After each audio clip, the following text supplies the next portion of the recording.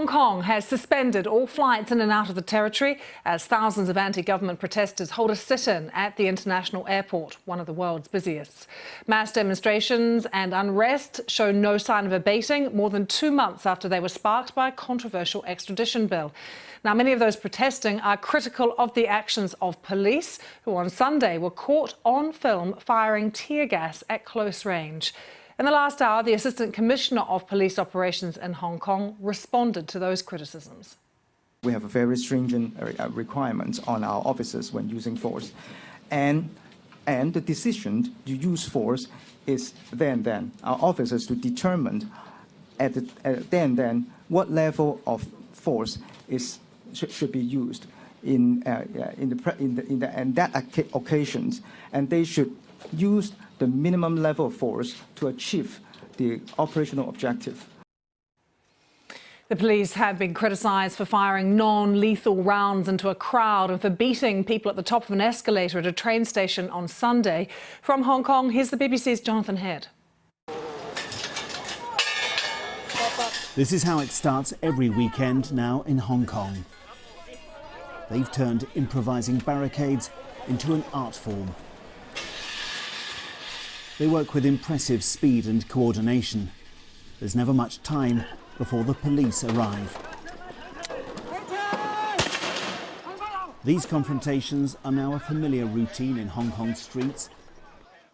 Generally, the protesters retreat, avoiding direct contact.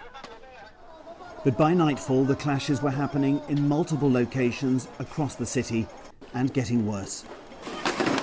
The police are stressed and acting at times with little restraint.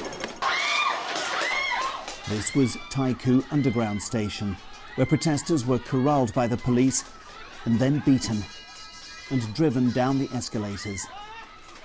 The Foreign Secretary Dominic Raab has called for an independent investigation into police tactics.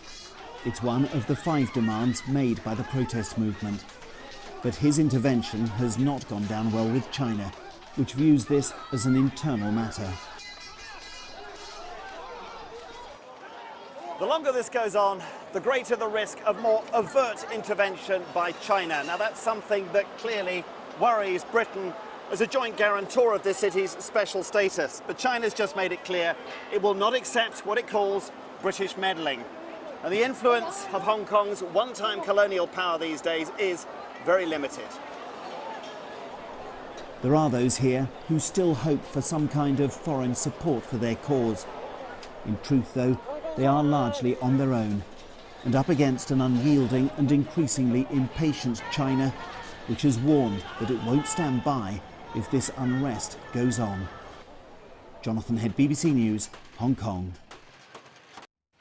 Let's just take you live to Hong Kong. We've just got this live shot into us in the past few minutes or so, and let's show you a very busy Hong Kong airport. We're hearing about 5,000 protesters have gathered there, and the Hong Kong Airport Authority have sent a press release saying they're cancelling all flights that are not yet checked in and have advised members of the public not to travel to the airport.